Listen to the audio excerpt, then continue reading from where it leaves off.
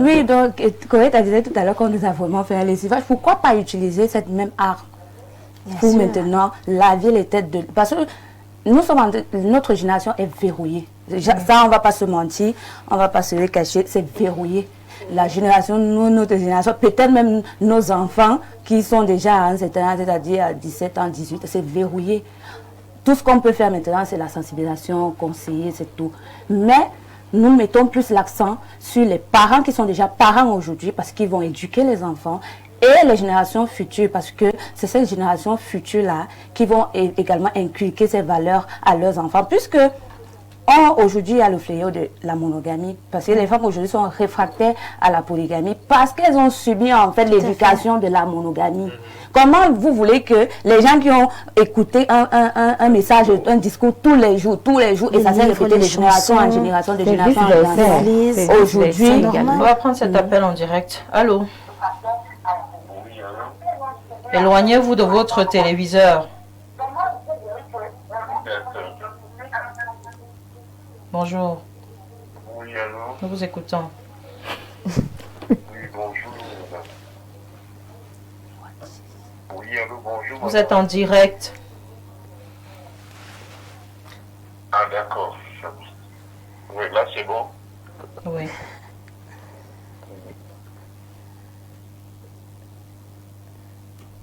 Allô? Oui, allô? Pardon, on vous écoute. Oui, je disais bonjour à vous tous et félicitations aux dames en jaune. Elles sont trois. Bonjour, merci. Et 4, parce qu'entre l'orange, là, il y a du jaune. On va poursuivre avec Gladys. oui, Karine, merci. Enfin. J'ai bien écouté mes soeurs. Oui. Tes potentiels camarades. Oui, hein? Non, moi je ne veux pas des co-épouses. Oui, voilà, allons-y. Moi je ne suis pas pour la polygamie, mais je ne condamne pas la polygamie. Oui, Ce sont des pratiques qui se passent autour de la polygamie qui m'écœurent en fait. Parce que moi je dirais que qu'on cesse de dire que c'est l'éducation qu'on a eue, même avant nous. Il y a eu cette éducation-là, parce que moi, je sors d'une famille polygame. Mon grand-père était polygame. Et ça s'est très mal passé. Oui. Donc, je ne dirais pas que c'est notre éducation d'aujourd'hui. Ça commence dès le départ. Oui. Comment est-ce que une femme normale peut vivre dans un foyer polygame, en sachant que comme la dame l'a si bien dit, ces femmes-là sont hypocrites. Vous allez m'excuser, parce que moi je dirais ça ainsi par rapport à ce que moi j'ai vécu dans le foyer polygame de mon grand-père. Parce que ces femmes, quand de son vivant, elles étaient des gentilles, des parfaites femmes. Mais dès que mon grand-père a fermé les yeux, tout a basculé. Il y a eu des morts, des suicides, tout ça là, à cause de la polygamie. Et moi, je dirais que je ne peux pas entrer, même s'il fallait que je meure. Quelle est ta question, Gladys? Je demande, est-ce que la polygamie encourage aussi des pratiques occultes? Non. Quand on parle de spiritualité ou de mysticisme, comme j'ai parlé tout à l'heure, c'est pas question de pratiques occultes. Et je vais encore vous redire, il faut qu'on aille au recours aux sources. Oui. Le recours aux sources. Ce qu'on appelle parfois pratiques occultes, c'est la plupart du temps la mauvaise interprétation des pratiques spirituelles, de la spiritualité africaine. Il faut faire très attention. Je ne sais pas de quelle génération était votre grand-père, je l'ai dit tout à l'heure. On parle souvent de l'Afrique comme si elle n'avait pas existé avant la période précoloniale. Donc quand on parle de recours et de retour aux sources, c'est de cette période-là qu'on fait allusion. On ne parle pas de nos grands-parents. Nos grands-parents avaient déjà subi, peut-être 2, 3, 4, 5 générations avaient déjà subi. Donc la modification elle ne vient pas de mon grand-père ou de mon arrière-grand-père. Il faut faire attention. Le recours aux sources et le retour aux sources va plus loin que ça. Les pratiques occultes, comme j'ai dit, sont généralement ce sont des pratiques spirituelles africaines qu'on a diabolisées à dessein. Faire attention. Je vous ai parlé tout à l'heure de la Siksa. qui était l'école où on formait des sœurs qui formaient les mamans, nos mamans. Oui, la SICSA, ça existait à l'époque. Voilà.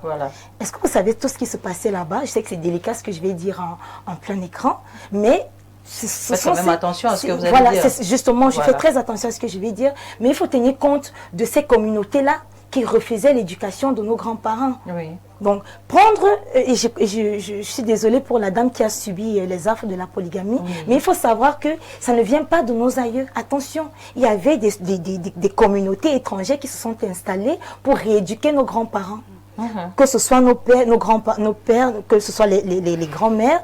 Donc, je l'ai dit en début à Karine par rapport aux femmes rurales, que c'est par mimétisme, c'est pas forcément parce qu'elles ont encore les armes, les valeurs et tout ce qu'il faut pour conduire une polygamie, que c'est la bonne polygamie. Elles ont fait par répétition, mais les valeurs ont été détruites. Ce sont ces valeurs-là qu'on s'en va chercher pour reconstruire notre société avec l'arme qu'on a. Les autres ont des bombes nucléaires. Nous, on a la famille polygamique structurée. Parce que c'est une force économique et géostratégique. Donc, toutes les pratiques là, vraiment, parce qu'on ne va pas ignorer qu'il y a non, des on va pas ignorer. occultes qui existent, qui existent dans la polygamie. Surtout la deuxième femme qui vient, qui va être, parce qu'on dit toujours que c'est la deuxième femme qui est ci, qui est ça, qui est ça. La troisième qui arrive, la quatrième aussi, elle va être bien vue, elle va être écoutée par son mari. Mais à ce moment-là, elle fait, par exemple, appel à des forces occultes supérieur, donc on ne va pas ignorer qu'il y a des pratiques comme celle-là dans la polygamie. Non, Karine, on ne va pas ignorer. Ce qui me touche un peu, c'est qu'on parle de la polygamie, alors qu'en monogamie, on voit des femmes qui envoûtent leur mari. Vous voyez? Il ne faut pas que les gens prennent le prétexte que la polygamie pour verser tous les tares de la société sur la polygamie. Et je reviendrai toujours aux valeurs et à l'éducation. Ce n'est pas la polygamie qui incite les femmes à aller voir des marabouts. C'est parce que j'ai une maman ou une grand-mère qui le faisait, qui pratiquait qui m'a montré le chemin. Qui m'a montré le chemin. Donc je vais avoir mon chéri à la maison, je serai toute seule, mais je vais quand même pratiquer pour qu'il ne regarde pas les tisans, pour qu'il me donne plus d'argent, pour qu'il ne s'occupe pas de sa famille. Dans la polygamie, les femmes font des pratiques. Pour qu'il ne s'occupe pas de sa mère, pour qu'il ne s'occupe pas de ses soeurs, de ses frères, de sa mère. Je vais aller l'envoûter. Vous voyez, ce n'est pas une histoire de polygamie, c'est une histoire d'éducation et de valeurs. D'accord. Ok. Comme une question? Oui, j'aimerais aussi savoir la métisse. Étant dans la polygamie, n'y a-t-il pas de risque de maladie dans la polygamie? D'accord. Un homme qui partage son intimité avec 1000 femmes. D'accord. Oui. Ok. Quand vous entrez, vous êtes dans un foyer polygamique. Oui. Alors, quand je vais parler la première femme. Chacun doit marcher avec son CV sanitaire. Vous entrez. Non, pas marcher avec son CV sanitaire. Vous allez aller à l'hôpital faire des examens et savoir que vous êtes clean. Et ça va se passer comme ça pour toutes celles qui viendront. Alors, ça veut dire que quand il y aura une maladie, c'est même là, si une IST par exemple vient, ça se traite, tout le monde dedans se traite. Tout le monde est soigné. Et on cherche à savoir qui a amené qui est la source.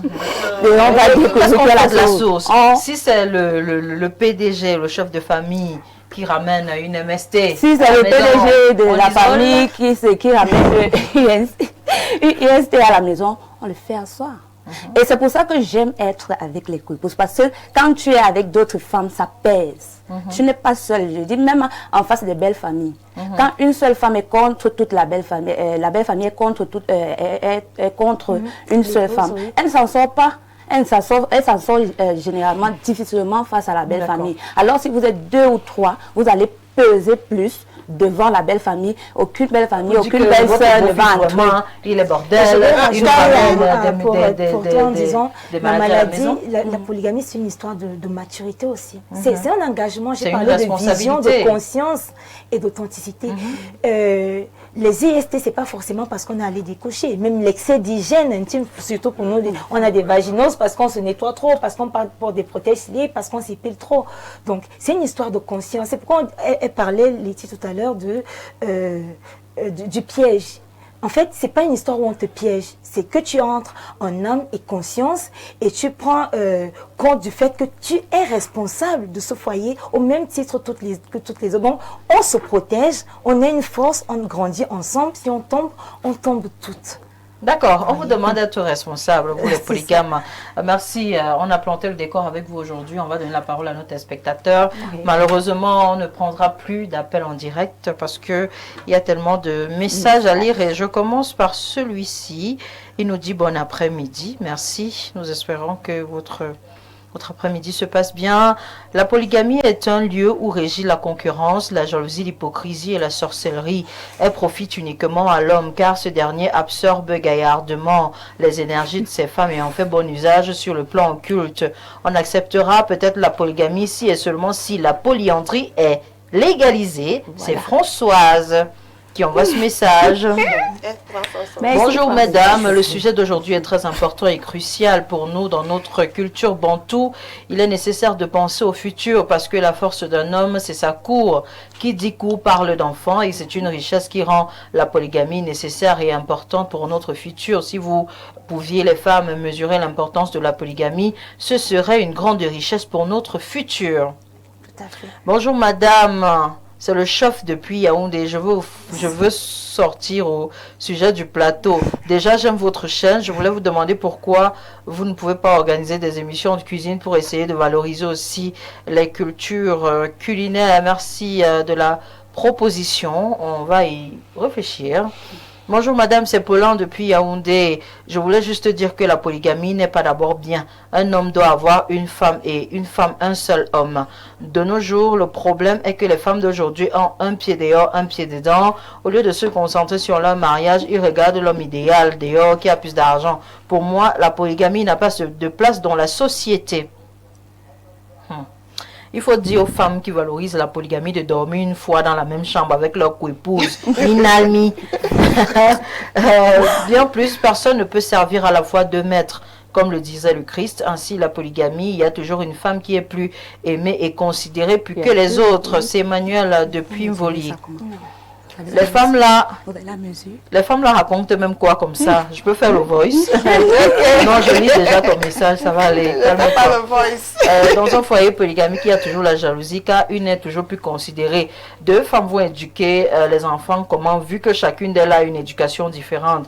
J'ai été très bien éduquée, mais vraiment l'autre là, je ne peux pas. Pour moi, la polygamie cause trop de problèmes, conflits, jalousie, sorcellerie. Je préfère une relation basée sur la confiance et le respect. Si un homme a des choses ailleurs, tant qu'il me respecte et que ça se passe loin de mes yeux, ça peut aller. Mais la polygamie ouverte, c'est non pour moi. La polygamie traumatise. Trop de sorcellerie dans ces histoires. J'ai l'impression que les femmes en jaune là ne sont pas réalistes.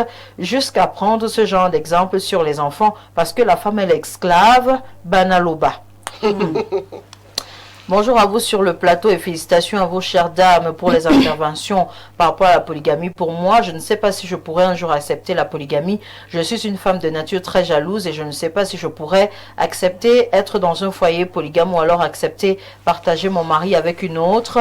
Je préfère être trompée en cachette et dans le respect. Je n'ai jamais vu de foyer polygamique heureux, rien que l'hypocrisie des femmes et la jalousie dans le cœur.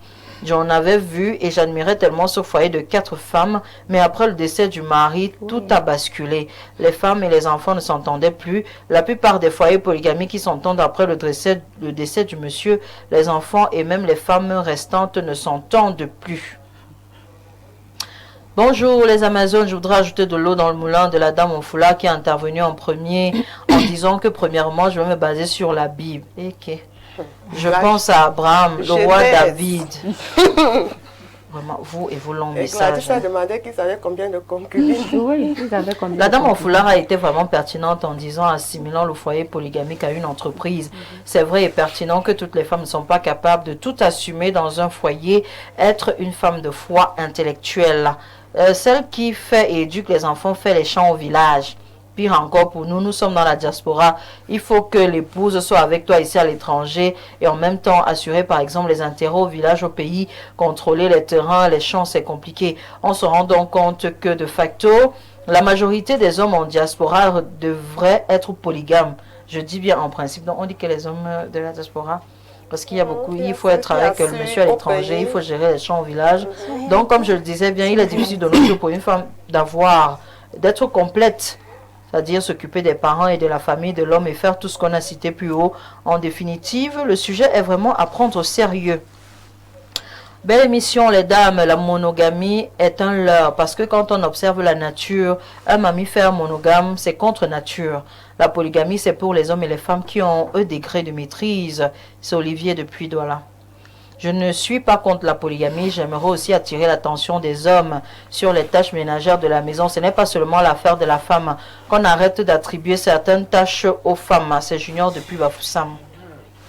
Bonjour les filles. Est-ce que la femme en jaune, en foulard est camerounaise? Vraiment, la polygamie, c'est bien. Si c'est maison séparée, oui. Mais même maison, vraiment, ça ne vaut pas la peine. Même la présidente, là, ne dit rien de bon qu'elle laisse. Bonjour les dames, très bon sujet. La polygamie chez les Africains, c'est de l'arnaque sur le sexe de la plupart. La femme de la maison est mariée sous régime monogamie et l'homme dit aux femmes de dehors qu'elles sont dans la polygamie. Les hommes doivent être responsables et assumer officiellement toutes les femmes avec lesquelles il est en relation. Enfin, la polygamie n'est pas pour les hommes pauvres. Je pense que ces femmes ne sont jamais tombées sur des pervers narcissiques. C'est grâce depuis Garoua. Bonjour le panel, la femme en jaune raconte quoi? Mon mari est à moi et à moi seul. Je le partage si je suis pleinement épanouie dans mon foyer en même temps que femme, mère, épouse. J'ai largement le temps de m'occuper de mon travail, de mon foyer parce que mon mari est là et il assure le relais. Il m'arrive de me déplacer pour des jours et mon mari reste s'occuper de la maison et des enfants. Même bien quand je suis là et qu'il constate que je suis occupée avec le boulot, il fait le ménage, la vaisselle, laver même les enfants sans souci. Nous formons une équipe. Tout dépend de la base. Je remercie le Seigneur de m'avoir donné un bon mari. Même prière. Très bien. Les longs messages seront lus demain. Bonjour Madame Amazon, merci pour votre thème qui nous édifie. Nous autres concernant la polygamie, à mon humble avis, c'est une chance de la vie à condition qu'on soit capable de gérer et bien gérer. C'est Isco depuis Bolova. Laurent, j'ai aimé ta danse sur la battle. Bonjour les Amazones, je vous remercie pour cette émission, elle m'édifie beaucoup. Je suis d'accord pour la polygamie. Au lieu de signer monogamie avec un homme qui aura plusieurs femmes dehors, ça c'est du mensonge. Il est difficile pour un homme d'avoir une seule femme.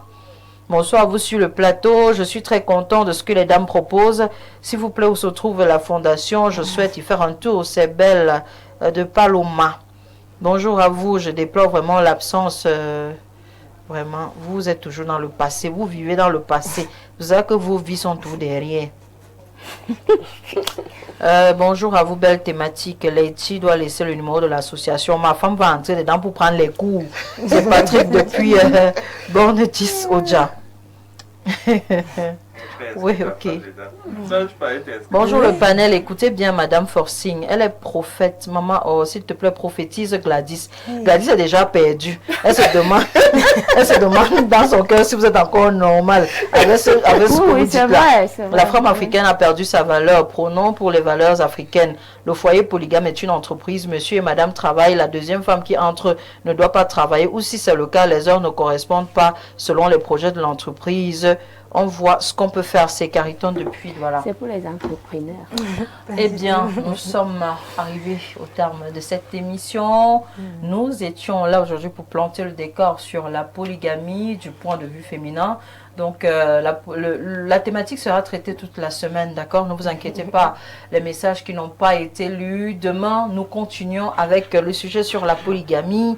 Merci à toutes les femmes qui ont réagi. Merci aux dames qui ont accepté d'être avec nous sur ce plateau pour témoigner des bienfaits de la polygamie. Nous annonçons aussi que courant la semaine, nous aurons des réactions, des témoignages de ces femmes qui vivent une polygamie positive. Nous aurons ces réactions de l'Est, du Grand Nord, ou encore, je ne sais pas trop, du Sud, voilà, où la polygamie est vraiment pratiquée. Donc, courant la semaine, nous allons caler ces témoignages-là. Peut-être les dames nous feront encore l'amitié d'être là pour qu'on continue avec le sujet jusqu'à jeudi ou vendredi, ça va dépendre. Merci à la grande équipe qui nous a accompagnés. On va d'abord remercier notre infographe qui a vraiment été rapide sur ce coup. Donc, Ender, merci beaucoup d'avoir été proactif cette fois. Merci à Richard Ambassa qui était aux caméras. Parfait Zambo a réalisé l'émission. Guichou, voilà, c'est Guichou qui était à la diffusion de ce programme. Le président directeur général John Neven a supervisé ce programme depuis Yaoundé quelque part. Merci président.